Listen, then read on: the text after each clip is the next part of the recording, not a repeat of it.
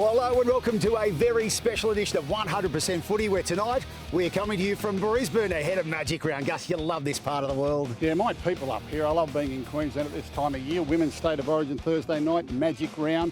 Andrew Abdo on 100% Footy tonight. You want me to ask him a question? Oh, yes. Maybe? A bit to chat about with the game's boss, Tommy Gilbert from the Dolphins, Paddy Carrigan for the Broncos, our all-star cast, and we've got an audience too here on the banks of the Brown Snake. Let's go.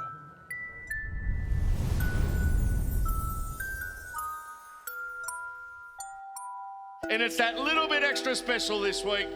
Magic Round at Suncorp Stadium. What a weekend. Reynolds just dinks it over the top for himself. A real go. Oh, he's a magician. Oh, that was dynamite. Razzle, dazzle, exclamation mark. The cult hero wins it for Cronulla. Give him a wand, a cape, he can just put on a magic show. What a play. Wow. Did he get it down? Yes, he did. Whoa, what a hit. Oh, stop him. Oh, wow. Does he get the bounce? Yes, he does. A magical try. Brilliant football. Yes, the Magic Round takeover of Brisbane. It starts right now and we are putting ourselves right in the middle of it, beneath the famed Story Bridge at the Howard Smith Wharves. 100% Footy ready to go to set the week for what will be a weekend to remember. And look at that, an audience to boot as well. Great to have your company for this very special edition of 100% Footy on Nine's Wide World of Sports. The gang is all here. Paul Gallen, they love you up here too, They sure do. Cameron Smith, always a treat. Hello, James. The top dog down the end. James Bracey, how you doing? Get to chat about with you Yeah, maybe. and this guy. Maybe not. One of our very special guests tonight, the 8th Andrew Johns. Bryce. Good to see you, Joey. Nice to have you on the show. Thank you. Big Freddie in the 8th coming up later on tonight as well. Award-winning. All right, Bradley's ready to go. So too Danica Mason. In the meantime, though, what did we learn from the round that was? Gus, kick us off. Yeah, Manly. They lost 3 in a row. Everyone keep wanting to get the answer. Was it Daly Cherry Evans retiring and leaving the club? They don't know. I said, put Tommy Turbo back in, everything's solved. What happened? Tommy Turbo came back, everything was solved. They routed the Panthers. They were very impressive. Tommy didn't even have to do that match. Just the fact that he was out there and his presence was on the field made them look a far more formidable team. By God, he's a player. He's just a great footballer. Love Tommy Turbo, and he fixed Manly's losing streak the other night. Easy. Did he ever? They're back. More to chat on the Panthers a little later on. Gal, for you. Well, for me, it's not often I give my old foe Gus Gould a rap, but take a go. Have a look at this. Have a look at this photo. He changed his profile pic on his social media account the other day. And look at him. I've got to give credit where credit's due. He's looking pretty sharp. I can even see his eyes in that photo. I thought he had skin colour eyes, but he's actually got blue colour eyes. He's actually looking pretty good. My one question to you, though, is, Gus, you changed that profile pic at 12:17 a.m. when most people should be asleep. What were you doing at that hour? Why were you looking at it? I checked it out the next morning. I'm starting to worry you're getting a little bit obsessed by me. Every week there seems to be something from my social media on your... what have you learned? Keeping you close. Keep an eye on you, mate. You need to get out more. Hashtag new profile pic. I love Keeping it. on your toes. Andrew, for you. Couple of firsts for me. The Falcon on a trainer running off the field. I thought this was glorious. Hitting the trainer. Unfortunately, it missed the touch judge. Joint straight in the back of the head. He actually went for a HIA. And the other one, 2 blokes getting their boots caught together. They're laces. I don't know if they don't tape their boots up anymore. So that was the first. And then this one. Pappenhausen actually, he got penalised and he went to the bunker and he got sin bin. Perhaps if you're going to fight yourself in court, don't represent yourself. Even for a parking ticket, probably end up a long bail. Some weekend. And what about you, Cameron? Yeah, I just want to talk about Anzac Round. I know we have several games played on Anzac Day, Brace, but I just thought all the clubs and all the players and the fans did an exceptional job of the Anzac ceremonies pre-game. Celebrated what is a very special day for both Australia and New Zealand, and I think the game did a very good job in commemorating those that have fought for our country and still continue to fight. And this man here, well, it was actually his birthday, his 42nd birthday, and he celebrated that with a bit of 2-up. Where's that, in Sydney? Is that in Sydney? Yeah, he was Is that the Paddington Paddo in. up the road? Oh, really? Yeah. Righto. I There reckon you it's go. the first time he's played tour. Ever? Yeah, apparently. That's what, that's what they try to say. That's proof of how tight he Yeah, is. I don't.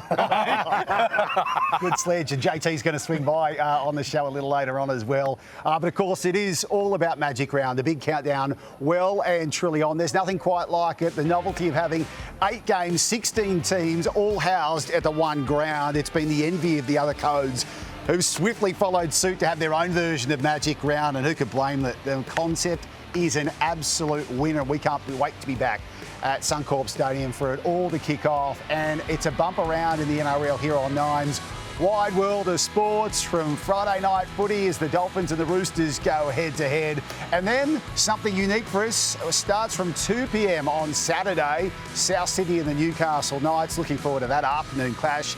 And then we back it up with the Panthers and the Broncos live and free from 3 on Sunday afternoon. Some huge clashes there, just the tip of the iceberg. So that's Friday, Saturday and Sunday got you covered. But of course, it actually kicks off at Suncorp Stadium on Thursday night, the first of the Women's State of Origin series. 3 games, all exclusive, live and free here on Nine's Wide World of Sports. And to whet the appetite for us tonight, in amongst our loyal fans here tonight, Millie Elliott and Peter Basalis. Hello, you two. G'day, Brace. We're really looking forward to Thursday night, Millie. I mean, it's going to be unusual for you. You're not playing, but this is going to be special, isn't it, getting this series underway? Absolutely. I tell you what, the only thing better than 3 days of straight footy is 4 days. So if you're coming up for Magic Round, come on Thursday night. It's going to be an epic battle. We're looking for our biggest crowd. There's still tickets left, but we're hoping to hit that 30,000 at Suncorp Stadium. Blues won it at Suncorp last year. Not that we didn't win the series, but we're hoping to change that this year. So can't wait. It's going to be an epic battle. Give us a player from each team. From a New South Wales point of view, who's impressed you when you've gone into camp, but also too when you're looking at the opposition in Queensland, who's a key player for the Maroons as well. So give us one from each camp. Look, I don't think you can go past Tamika Upton for Queensland. She's absolutely got her hands in everything when it comes to their success, and she's so successful whenever she plays. And for New South Wales, I'm really looking forward to Tiana Penatani. She's so versatile. I think she had her best year of footy last year, and she's playing in the number 6 role on Thursday night, and can't wait to see her versatility come into play. It's going to be great on Thursday night. We can't wait for it, Brace. Exclusive, live and free Women's State of Origin 1 from Suncorp Stadium.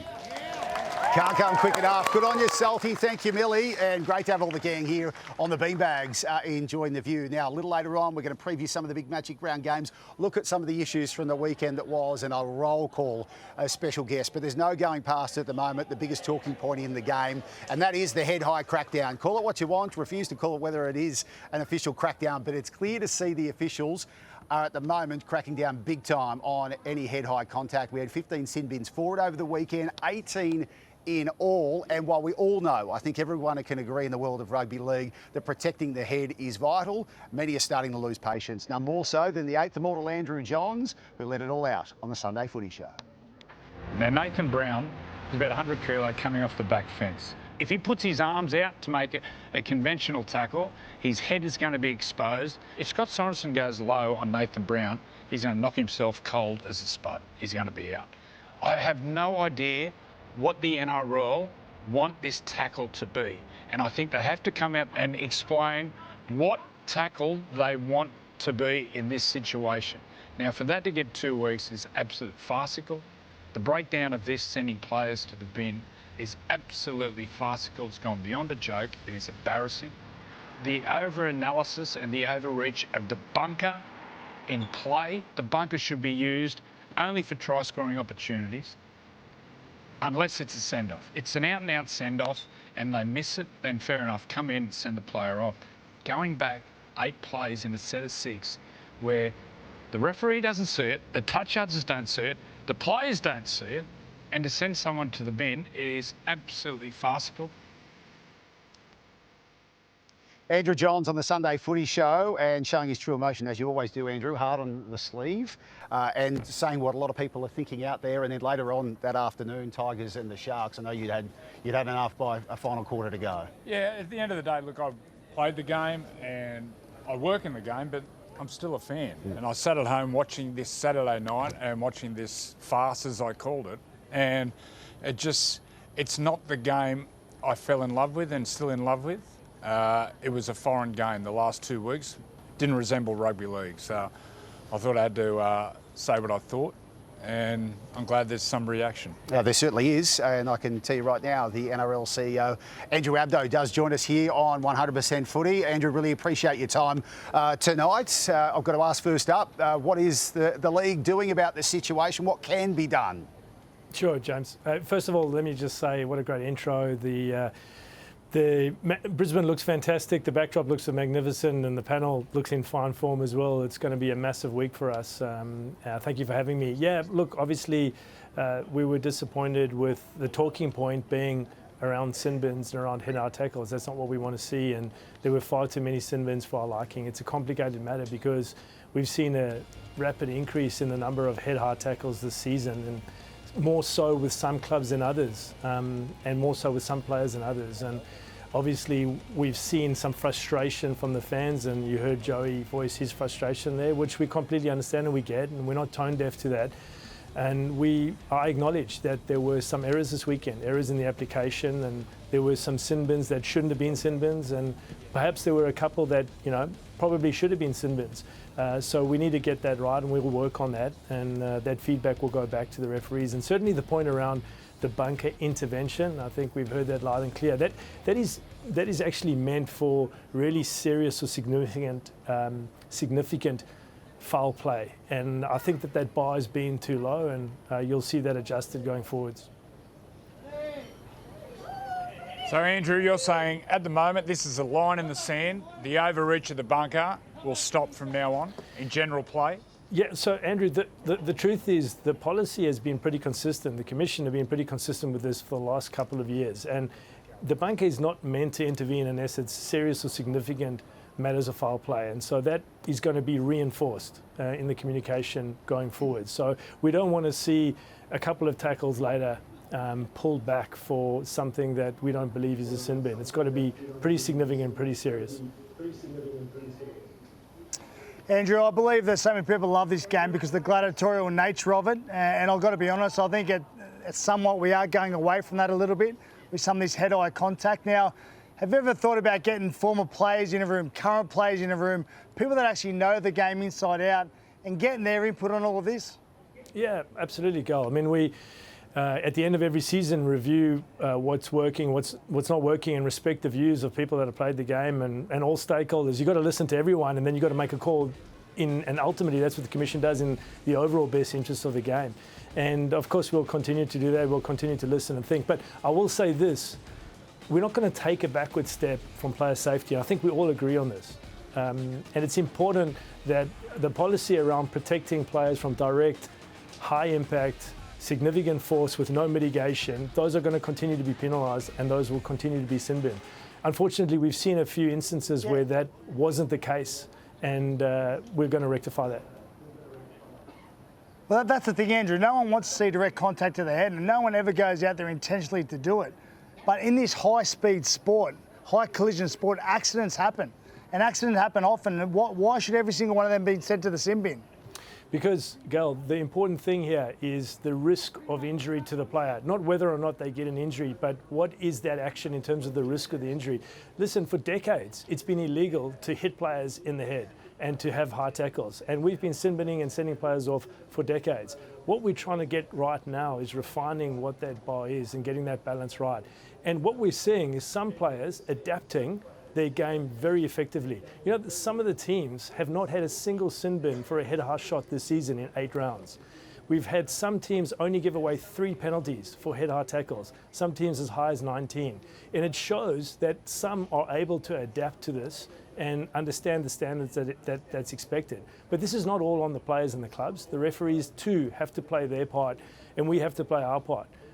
So this is a team effort that's required in order to get something that we all want, where we're not talking about this, where we're not talking about match officials or sin bins, and we're enjoying the football. And let me say, there's been some unbelievable football this season.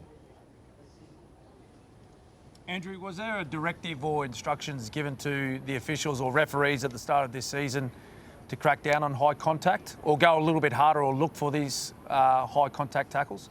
Definitely, Cam, definitely not to look for things and no directive or policy. It's been pretty consistent the last couple of years. At the end of every round, we review every match, we review every incident, and we look to provide feedback and hopefully try and see a little bit more what everyone is searching for, which is almost impossible to get in professional sport. Consistency, because every tackle is different. So obviously we'll continue to refine that, and we've given feedback this round like the other rounds, but there's been no policy change and no directive, and certainly we're not encouraging them to look for things, but obviously we want them to look at things like mitigation. Mitigation is critical in assessing whether or not it is a sin bin. Sometimes there are circumstances which obviously just need a penalty as opposed to a sin bin, and we'll continue to support them in trying to get that balance right. Andrew, you mentioned the word force before, and it's something that pops up every time there is a head-high tackle or one that's close to it. How do you determine what is force and what type of force it is? It's a good question, James. Ultimately it comes down to professional judgment. It's part science and part art, and someone is making a call. But the referees have indicators that they look for to help them assist them with that level of force. And obviously for a sin bin, we're looking for some significant force. Things like the speed of the player, things like the head movement, whiplash, and whether or not a player is lunging forward with both feet. So those are some of the indicators which could lead to there being a sufficient level of force that warrants a sin bin. And that's one of the areas that I think we need to get right. So it's as simple as saying that the governing body and the referees just want the players to lower their target in tackling? Well, I think it's not as simple as that, because we know that tackle technique is complicated and there are different ways of defending in different situations, of course. But obviously we want the duty of care there. We want the ability to avoid direct, forceful contact to the head wherever possible. Andrew, do you think with this crackdown, let's just call it a crackdown for the moment, are you a little bit concerned about the look of? Are you a little bit concerned for the look of our game at the moment, with players staying down looking for penalties when they're brushed slightly across the face? Seen an example on the weekend where Ronaldo Mulitalo yesterday afternoon playing against the Tigers was running the ball out of his own in goal, very innocuous touch of his face, and the Sharks actually challenged to look for a penalty for high contact. Does that concern you a little bit? Of course it does, Cam. We don't want to see that. We don't want to see a situation where we set up to fail and we're encouraging players to more penalties. That's the last thing that we want. I think some of the decisions the referees have made despite that have been phenomenal, and they deserve credit for that, because it is difficult in those situations. And that's where I'll go back to, everyone has a role to play here. The players have a role to play. The match officials, the governing body has a role to play. We need to work together and make sure that we're talking about an entertaining spectacle and we're making it as safe as possible. And we certainly don't want to encourage players milking it or looking for slight contact to the head. And that's where I think some of our directives around exactly what level of force is will assist in this going forward. And I think too, by lifting the bar around when the bunker intervenes and making sure that it's only significant or very serious acts of foul play will go a long way to help with that. Andrew, appreciate your time tonight. Looking forward to catching up. Women's Origin Thursday night up here, and of course, what should be a memorable Magic round. Great to chat to you. Thanks for having me. And again, Brisbane looks fantastic. It's going to be a wonderful week. Women's State of Origin on Thursday night, and then 3 days of NRL football. We can't wait to get up there and see you guys all in person. Enjoy a wonderful festival with all our fans all gathered in one place. Thanks for having me. Good on you, Andrew. It's buzzing up here, I can tell you that much. Andrew, loved having you on the program. I know you've got a big show to come later. You've got to prepare for that. Yes, sure. Are you happy with what you heard there? Oh, well, the proof's in the pudding. Let's see how Magic round goes. As long as the bunker just stays out of general play, I'll be happy with that. Let the referee on the field and the two touch judges officiate with some confidence. And if a high shot is obvious, blow the penalty. If no one can see it, just play on. Just let the bunker out of play. Gus, do you think we'll see it rectified by the weekend? Well, Andrew Abdu admitted there that we've had laws about high contact for the last 4 or 5 decades. It's been in the game ever since I've been. And every measure they've used, which is penalties, sin bins, suspensions, we've still got it. Here we are today. My questions are, why did it escalate to the way it did on the weekend? Why did they suddenly go rogue beyond what the NRL would have anticipated? And secondly, What's the end game? What do they think they're going to do? Eventually eliminate all head contact in rugby league? It's not going to happen. This is a professional football code. It's a combative sport. It's a competition. This is not junior league.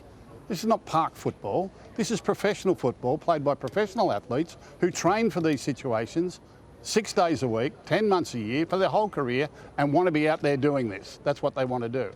And what we do is we just get an overreach from referees, bunker, independent doctors and judiciary and match review committees. The suspensions are too big, the fines are too much, and we just overkill. And you think it's solving the problem? No, not at all. Well, fingers crossed, all gets rectified. I've listened to that. I've listened to that for 50 years. I'm getting old. I've listened to that for 50 years.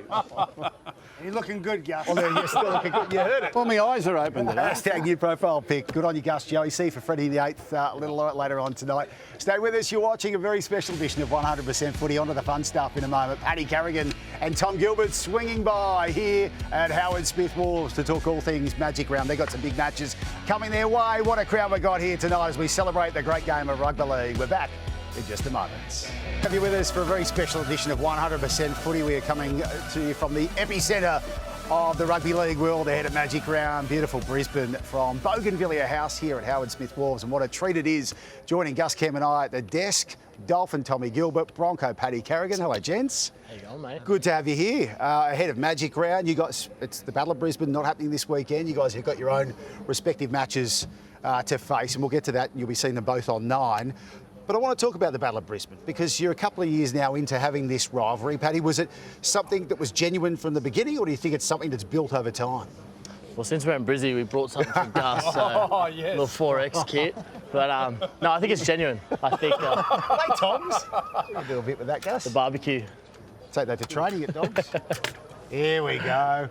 Look at that.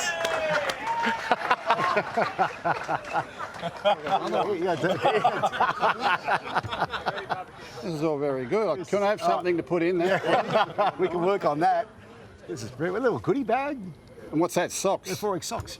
Excellent. I'll wear them home on the plane. Oh, you've done well. That was a key ring too. The big X. Nice.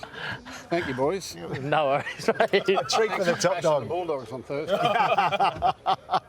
We'll get to that shortly, but give us an insight, fellas, into what this rivalry is like now, a couple of years in. I think it's pretty special. I mean, from my point of view, I grew up playing in Brizzy, and you know, Redcliffe was always a strong club in the area, and we lost Tommy Flegler and Herbie over there, so there's a bit more of a personal aspect as well. So, mate, 50,000 at Suncorp, cheering either one of us on is always good fun. So, yeah, I really love it. Yeah, definitely. Obviously, you know, we joined Brisbane quite late, and obviously the Broncos have the fair share of the footy market. They're a big club, and little old Redcliffe has decided to join the comp, and that's kind of how we saw it. And it's a chance for us early on in our journey as a club to take on a powerhouse. And I guess from that first game, the way it ended and how it was played just set alight, you know, a great rivalry that both teams, I guess, look forward to. Tommy, Dolphins, as a football club, they've been around for a very long time, but only a couple of years into the NRL. What's the reception been like from the locals? And, you know, being in and around training, what do the local people think about the new franchise? Yeah, definitely. It's obviously important to touch on the history of the club. You know, no one bigger than Artie Beetson played there and captained the club. And but, you know, we're so lucky as the NRL team to be the first blokes to wear these jerseys and stuff. And I think the community really appreciated it. It was a long time coming, and there was a long history, but, you know, this is probably the most important chapter coming through now. And it's really important for us as a group and you know, as a community as a whole to pay respect to those blokes who built the club for us. I think you've done remarkably well the first couple of years, a new franchise coming into this competition to perform the way you have. Lost Wayne Bennett last year. Mr. Wolf now takes over. Can you put your finger on any differences in the environment there at the moment, in the coaching and the training? Yeah, it obviously is a different environment. Obviously, Wayne had his methods, and Wolfie has his methods. The thing that, you know, probably was smoothest for us was that Wolfie was there from the start as an assistant coach. So a lot of his language and a lot of his coaching style was stuff we'd already been taught before. I think probably what helped the transition to is some of the assistant coaches. Obviously, Rory Cush-Jason and Nathan Feen have stepped up, and that's really helped us as a group. So not a lot has changed, but I guess naturally things do change when people leave and you get new players and new coaches. And what I think is happening is that we're just building on what Wayne had set up in the first 2 years, and it's our job to continue to build on that. And You've got a lot of exciting players there, but in particular the young halfback, I guess, has captured the imagination of everyone. Came out of a great system at Panthers, but for one so young to be playing the sort of mature football he's playing at the moment, can you give us an insight into him, what he's like, and what do you think his level will get to?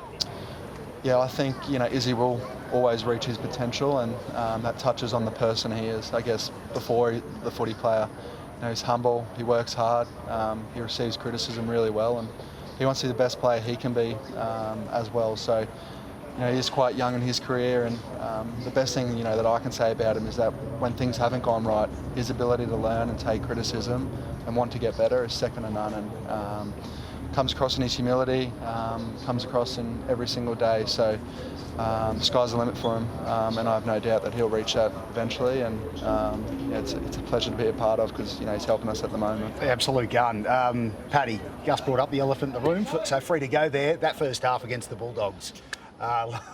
Something special on Thursday. I didn't bring it up for you to talk about. Give us an insight. What was it like being out there with a team playing like that against a side that's unbeaten up until that point?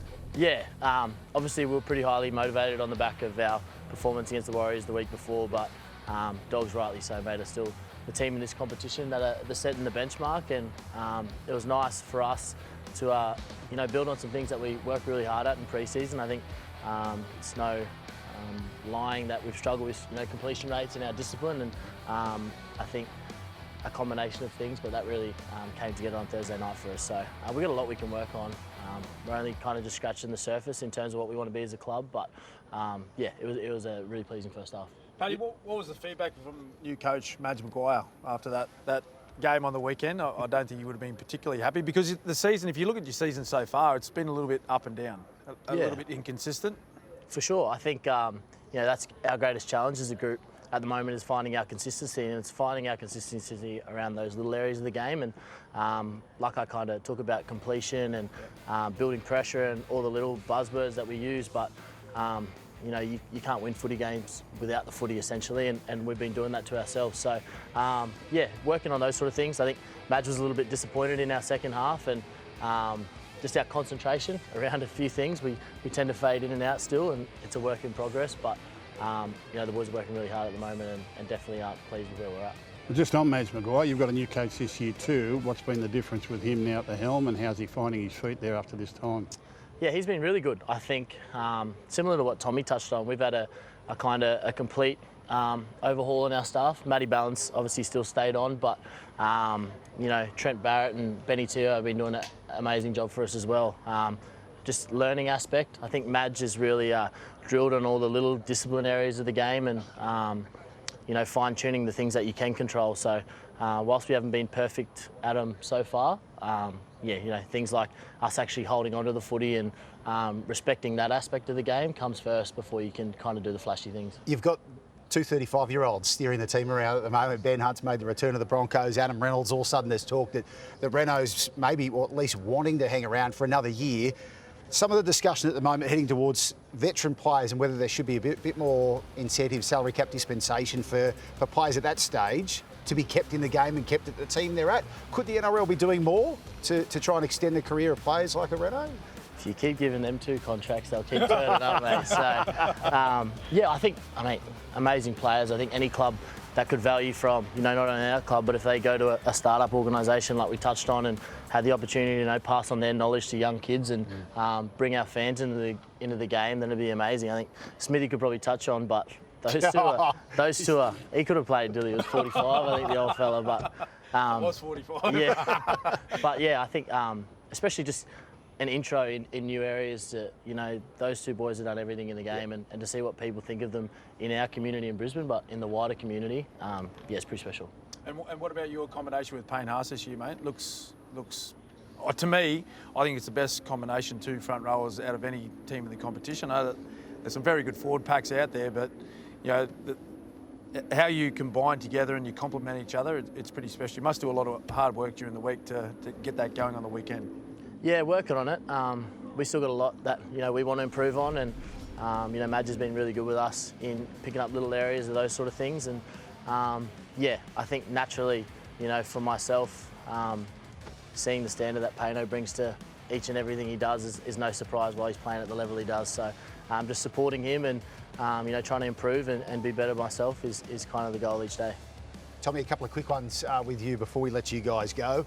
Origin announcement was 3 weeks away from Billy naming his Queensland team. Want to be back there alongside this man this year for the series? Because I know injury hasn't been kind to you when it comes to representing your state. Get him back, Brace. Yeah, pick them all. No, mate, it's exciting to be talking about it again. Obviously, my last professional game was in 23 with the Maroons, and it's a hard thing to leave a game for so long, but I guess when you have the opportunity, or there is an opportunity eventually there for you to play for the Maroons, it keeps you motivated. That's what motivated me through my rehab, and to get that chance to do it again would be a dream come true. And I know if it was to happen, it's because I've earned it, and then vice versa. And finally, Rise of the Dolphins Part 2 coming out on 9. Ready for that? Bit of an insight into where the team's at the moment under Christian Wolf. Do you play a starring role, mate? I think Josh Gill's the star. Oh, is he? Mate, he's got a bit of swagger about him at the moment. I saw him here earlier walking around too. He's here. He's just greeting fans and looking for a camera. Yeah, no, but it's exciting. It'll be good for fans to see and insight into us as a club. So. All right, make sure you jump on. If part 1 was easy to go by, it will be an absolute ripper right there on 9 and 9 now. Tommy, all the best this weekend. Taking on the Roosters on Friday night, the Panthers for your Broncos on Sunday, and you'll see it all right here on 9. Thanks for swinging by, gents. Thanks for having us. Good on you. Tommy Gilbert, the Dolphin superstar, Paddy Garrigan from the Broncos, joining us here now. Of course, Michael Chemis will be joining us a little bit later with some scuttlebutt by the Brown Snake here in Brisbane. In the meantime, he's found Jonathan Thurston. Evening to you both. Hello, James. Yeah, I'm here with Queensland Rugby League royalty. I'm not talking about JT or Darren Lockyer. I'm talking about Peter Pasoltis, who's shown us he wants to put his hand up for the Bears' potential hooker here. We'll have a look at him. He's passed the ball competition here. Oh, he's got elbow covered from the other day, Salty.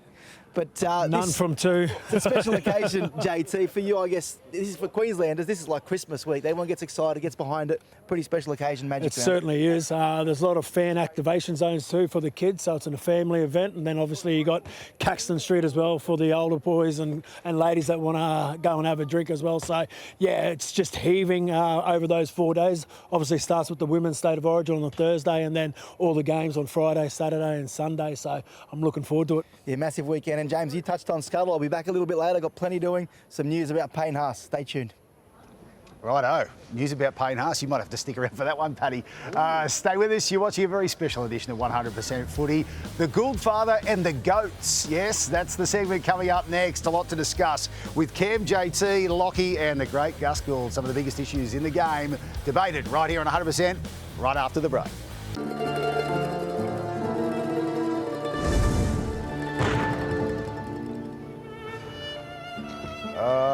Yes, Gouldfather and the Goat. Gus, you brought it to Brisbane. Your favourite segment? Yeah, it's on the road, baby. It's on the road. Well, we're going to call it tonight Gouldfather and the Goats because Jonathan Thurston and Darren Lockyer have joined Cam Smith and Phil Gould. Gents. G'day, Brace. Evening, Brace. Enjoyed being amongst the crowd tonight? Certainly have. Excellent. Now, a lot to get through in Gouldfather and the Goats here tonight. So, let's kick things off with what we saw unfold yesterday. Tiger hosting Shark. In the end, a Golden Point win. This on the back of Lockie Galvin's return to the big time. And, well, now it seems like everything is A-OK. A hush descends on Leichhardt. One good kick and the Tigers have won the game. He's done it.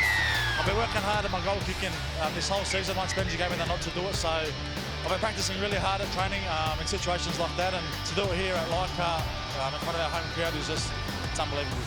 Us boys, you know, it's probably been a long 2 weeks, but to come out here and play like we did tonight, and, you know, we put the work in the last 2 weeks, and I think that's shown tonight, and to do it in Golden Point and Adam Thuy to nail the 2 points at the end, it's a great win, and we wanted to do it for all the home fans here at Leichhardt, and yeah, it was one of the best wins I've been a part of. It wasn't about me, it was about the team this week, and that's what we wanted to come out and win like we did, and yeah, to nail that at the end was amazing. As you always say, Gus, funny game, rugby league. Could this be a turning point for the club and perhaps get them through the 2025 season now? Yeah, absolutely. I mean, I said at the start of the year I thought they could make the finals. They've got the talent and their season's tracking along in that manner. We all worried that the Lockie Galvin drama might derail it. You know, media loves a good crisis, fans loves a good crisis, and when we get a crisis in a footy club, it's always worse on the outside than it is internally. Players generally sort it out. For the good of the team and the club, they put their best foot forward this weekend, played a very spirited game. You don't win games like that unless there's great spirit and connection and camaraderie amongst the playing group. All right, they've hit a hump this week and they've had a bit of disagreement over the way things have been handled, but at the end of the day, once that whistle blew at 4 o'clock in the afternoon, they were connected, they were together, put in a spirited performance and won in 88 minutes to get the result. So you don't do that unless you've got spirit. And Lockie, from some of the images in the sheds pre-game too, it seemed that Benji, Jerome Luai, they were at pains to make sure that Lockie was comfortable now that he'd been brought back to first grade. And I'm sure they would have addressed it through the week, whether it was those guys in private with Benji to make sure they wrap their arms around him and make him feel like he's a part of the team. I think the other thing that helped was playing at Leichhardt, playing in front of that crowd on a Sunday afternoon, like for Lockie Galvin, he would have loved the support he got from the crowd, not just the players. And the performance for mine, look, we know the Tigers can score points. Defensively has always been the question mark, but yesterday they had to hang tough for long periods of time, especially at the end of the game, and Galvin made a great tackle. So that shows the attitude and also the commitment they got for each other. Yeah, absolutely, Lockie. I was really happy for Lockie. I was happy for Benji as well, and I guess more so out of everyone, I was happy for the Tigers fans with that result yesterday, and they turned out in force, as they always do at Leichhardt Oval on a Sunday arvo. There was a bit of conjecture, right, about how long Lockie Galvin was going to stay out of this footy side, but I think in the end Benji made the right decision. He is part of their best 17. And if we're talking on the fair income stakes, he's in the best 3 or 4 players in their team. So there's no wonder they come out there and played extremely well. He finished the game with 2 try assists. He was heavily involved with the football. He had 18 runs for over 100 metres. And what you spoke about, Lockie, about that defence, like he was heavily involved there too. He came up with a try saver, towards the back end of the game, a tackle around the bootlace of one of the Sharks players, which really helped them get that victory in the end. But I was just really happy with the way they played and putting him back in and giving him an opportunity. Well, their spine's been great, but it's been off the back of their forward pack. Unsung heroes. Terrell May's been playing nearly 80 minutes every week. He's been outstanding for them defensively and offensively, laying that platform. And if they can keep their spine 9, 7, 6 and 1 on the field, then I think the Tigers fans will be very happy. Alrighty, we've got a bit of time to spare, so let's get into the next one. The openness of this competition. Gus has been talking lately about how it's all bunched on the ladder and chunks of teams on certain points. None more so than your Cowboys. Sneaking up the ladder in a 6 at the moment, JT. Lost their first 3, won their next 4, the latest against the Titans. Yeah, and their defence has improved so much in those 4 wins as well. So we know defence wins big games, and scoring points has never been a problem for the Cowboys. It's when it gets hard, how they turn up for each other defensively. So Tommy Dearden over the last 3-4 weeks has been in career best form. He's really starting to take towards that real playmaking role. His vision, he's always been a strong runner of the ball, but his vision with the ball, he's starting to really learn how to execute with his passes. Is he potentially a Queensland 7? I mean, could he take over from Cherry Evans long term? The one thing that Tommy Dearden is he organises his edge really well. So the evolution for him moving into halfback will be organising the whole team, and I think he does have that with him, but it's obviously going to come with experience and whether Todd Payton puts him in there for long term. What's changed with the Cowboys after the first three weeks? Like Nanai got dropped. Was that after round 2? Yeah, a little bit of a wake-up call for him and maybe the rest of the squad as well. But what's changed, JT, after round 3? Yeah, like I said, I think it's their defence, some home truths as well. Being a professional rugby league footballer isn't just turning up, it's 24/7. And I think that's what they've got there now, is making sure that they're getting their preparation right. The information that they're getting from the coaching staff, that is really processed with them, especially defensively. One of the other teams no one expected to see doing so well off the back of where they've been. The Canberra Raiders, written off Lockie at the start of the year, and they're now sitting in 4th place, piling on points for fun. In particular, against the Dolphins at the weekend in the second half, it was a special for Ricky's team at home. Yeah, another great crowd at home. Jamal Fogarty is in career best form. He was outstanding yesterday, and I got to say, I think having Ricky Stewart as a coach, he's a very crafty halfback himself. Ricky Stewart, one of the best. So I think as a mentor for Jamal, I think it's been a great outcome for him going to Canberra. But at the start of the season in Vegas, they look like a tough footy team. They had a good off-season. They look like a tough team, but they're also mentally tough. They can come back. That's not the first time they've come back this year. That was a ridiculous game, like ridiculous. The thing I said about the Raiders after round one, they're fit and they're fast. You've got to beat them over the 80 minutes. But that was just absurd. They were down 5 tries to 2 in the first half, 28 to 10. Yeah. Dolphins never looked like scoring a point in the second half. And the Raiders, had it gone for another 10 minutes, they'd have scored 70. They were just running roughshod over them. How does a football game change like that just because they go and have lemons at half time? What happens there? You still have lemons or oranges or something like that? Either or. Maybe it was lemons that really fire them up. Well, that was just ridiculous. I think Isaiah is still learning his craft. I think he would learn from that experience. That look, go back and say, well, we're up 28-10. Yeah. What should I have done? But he's only young. He's still learning. Onto the issue of the night, the Bears. Between shows, it's not official, but it's official. The Bears are coming back via Perth, whether they're the WA Bears or the Perth Bears. It looks like it's happening. Just some I's to be dotted, some T's to be crossed. Billy Moore's come out with he's hopeful too, because things are going to get interesting, Cam, later in the year. November 1, the Bears are recruiting. Right. So I bet the player managers are working overdrive at the moment. Okay, who's his list? All of a sudden, teams are being touted for who the Bears should be going after. Are there some marquee players out there who could be a franchise player for them, a team to sell tickets? Well, there's opportunities, right? There's always players coming off contract. The marquee players, they're the harder ones to get a hold of, right? Because they are the players that usually are locked in long term. They very rarely come off contract. So if they've got a current contract at their particular club that they're playing at, that club will want to lock them in before they come off contract. They don't want anyone's dirty mitts getting on their star player, right? But I think a lot of these current players, modern day players, they like new opportunities. They like new challenges, and I guess a new franchise over in the West will be a new challenge for a lot of key players around at the moment. The marquee players will always be there, but starting a new franchise, I think you've got to get the front office first, and it's probably the biggest man I'm sitting at the end of the table there would know more about that. Do you like the same, Gus? The front office. Are you saying recruit, Gus? Maybe Gus is on the hit list. Give me a call, James. Look out. Well, you're the CEO or the chairman, are you? The big bear. There you go. We'll call him Barney. What are your thoughts? Well, I think the priority is get leadership on the field as well.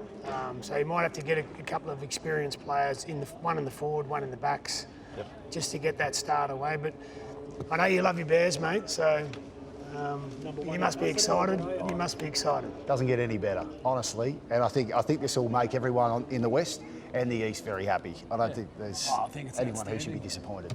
It's got the feel-good factor, but it's got a fresh factor. And I know, Gus, a lot of people, the big question is finding the playing talent and whether it will dilute the competition. Well, but it's happening no matter what. That's a challenge for every club at the moment. Everyone's looking for the same talent. Everyone's trying to invest in their own pathways and bring kids through. And sometimes kids are getting rushed a little bit too early, and they're getting a bit too much money too early. And that's not going to be an easy gig. I mean, you're playing on the other side of the country.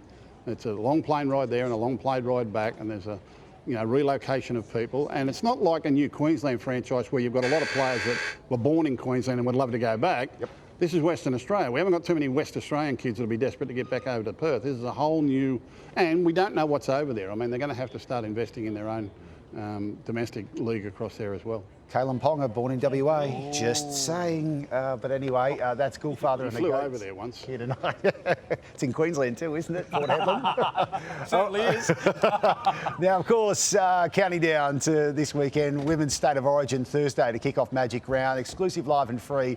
The Blues and the Maroons here on Nine's Wide World of Sports. Millie Elliott, I know you're pumped about it. You've found a couple of the superstars who'll be competing. Sure am, Brace. I'm here with New South Wales Blues stars Keely Davis and Yasmin Clydesdale. Girls, thanks so much for coming. I know you've come straight from the training paddock. How's camp been so far, Yas? Yeah, it's been great, very, very intense, but I feel like we've needed that, and it's been so lovely to be up in Brisbane a little bit earlier than last year. And Kills, we know that there's been no NRLW this year just yet, but how have the preparations been leading into Origin? Yeah, it's been really good. We've had 6 weeks as a camp, and it's been really intense, training 3 days a week. So there's been plenty of cons in that, where we can work really hard on our system. So we don't have that match fitness, but we've definitely developed a lot of systems and worked really hard in that time. And Queensland have won the last 2 years. Who do you think their biggest threats are? I definitely have to say Taryn Aiken, playing next to her in Vegas. Definitely everything she touched turned to gold, so she'll be one we will be watching. No worries. All the best, girls. I'll be cheering for you from the sideline. Back to you, Brace. Good on you, Millie. Thanks so much. Cannot wait for kick-off this Thursday at Suncorp Stadium on 9. Stay with us. More to come here on your special edition of 100% Footy from Brisbane. Scuttlebutt, Michael Chemis swings by the set for the latest scoops in the NRL. He's working the phones. Back in a minute. You got a scoop for us, Gus? You know something else that you're not. I might be wrong. Why was this? Oh, you have to lose it. Well, you can't even done the dogs then if you're dealing in facts. Don't stop me. Scuttlebutt Central, we are on the road in Brisbane, and to deliver all the breaking news in the world of rugby league, Michael Chemis. Chemi, hello. Hello, James. Bit to dissect tonight. You teased this one out well. Payne Haas. A few Broncos fans here tonight who'd like to hear what's happening. Yeah, look, there's a lot of talk about Payne Haas on the weekend because we heard about the news about the Perth Bears, or whatever you're going to call them, look like they're coming into competition in 2027, which means November 1, Payne Haas is a free agent. I was speaking to people in Brisbane today. They're aware of this. They've had conversations internally, and they're going to move to try and make sure that Payne Haas isn't a free agent November 1. There'll be a phone call in the next week or two. They want to sit down with Payne Haas and extend his deal, make him the richest forward in the history of the game, potentially even one of the richest players in the history of the game. We know what Dylan Brown signed with Newcastle, and given his form to start the year and what he's been able to do, I imagine there'll be no shortage of suitors, and the Broncos will be desperate to tie him down. Will this be another 10-year type deal?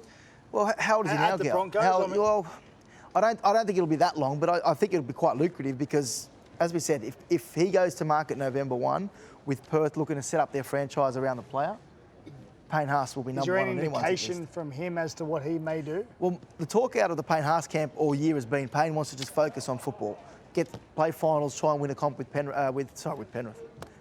Slip of the tongue, they've won too many. He wants to just focus on trying to win a comp with the Broncos. So he may not want to entertain what the Broncos have to say, but the Broncos are desperate to make sure they tie him down. And I don't know if this is going to be an illusion of a team coming out of Perth. Is it going to scare clubs into re-signing people?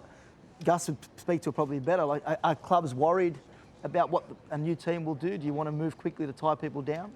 Throughout history, every time there's been a new franchise introduced to the game, it's seen an inflation in player payments, early contract signings to keep other ones you want to keep, or we know that a new club's going to be investing 12 months in advance. So, yeah, it's a delicate situation, but I don't think there's any panic out there at the moment. There's enough for everyone eventually. We spoke recently on the Super League buy-in from the NRL. Development tonight? Yeah, obviously we spoke about the NRL looking to potentially buy into the Super League, take control of it. Now, I can tell you, Nick Politis and the Sydney Roosters have had some conversations with the NRL. They like the idea of the NRL buying into it to the point where they've actually discussed the possibility that if the NRL do get involved, they want to look at potentially buying a team. And the team that I'm hearing at the moment, obviously there's been talk before about London and whether or not they'd be for sale and who would buy them. But I hear the Roosters are eyeing Salford and looking at potentially rebranding them the Manchester Roosters if the NRL does take control of the Super League. So that could have a significant development for the Roosters. We know what they're doing at the moment with LA. They've got a team over there, the LA Roosters. Now, that wouldn't be in the same realm of this. This is a Super League club potentially rebranding them. I know Salford at the moment are struggling financially, and if they rebrand them to the Manchester Roosters... Is it purely the reason because they're struggling financially, they can buy them cheap, or why are they targeting Salford? Well, that is the reason. Also, they think that because it's close to Manchester, I think it's the closest team to Manchester. Correct me if I'm wrong, I'm not too sure on my English geography. I'm pretty sure it's right there, yeah. They could play there, rebrand the team, and then you have that pathway for players to potentially come from England straight into the Roosters system. It could be a good move. I think there's a few clubs that have looked at the possibility, Gus. I'm sure there's been approaches for about 18 months now from English Super League clubs to have sister arrangements or ownership arrangements with NRL clubs. We've been offered 3 or 4, and I imagine other clubs have been the same. So, we're not quite sure what's going to happen with the English Super League Gus, at the moment. Do you think the English Super League would be a better breeding ground for our second-tier players than what we have here at the moment in, say, New South Wales Cup? Like sending them over to the UK for 6 months, would that be better for their development than what the New South Wales Cup would be? In some cases, for sure. In some cases, absolutely for sure. It's another option, but, you know, we need to invest in the UK Super League, and that means NRL clubs being active in helping out that competition grow as well.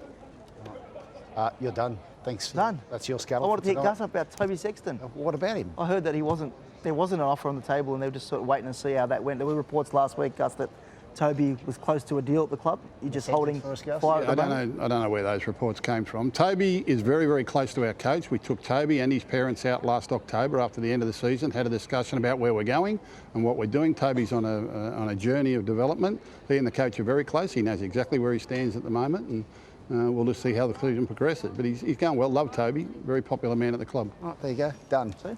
Scuttlebutt Central. You don't ask, you don't get the answer. Good on you. Thank you, Michael Chalmers. Stay with us in just a moment. Coming here from Brisbane. Our Tab Top 3. It's an interesting one too. We're back right after this short break. Tab Top 3 time, and we're looking at Origin bolters after 8 rounds of the competition, and young Jackson Purdue has certainly got the attention of some, Cam. I'll tell you what, Brace, he has, and I'm sure Billy Slater's watching this young man very, very closely over the next fortnight to 3 weeks before the Origin teams are named. And his efforts this year have been fantastic, playing in the centres.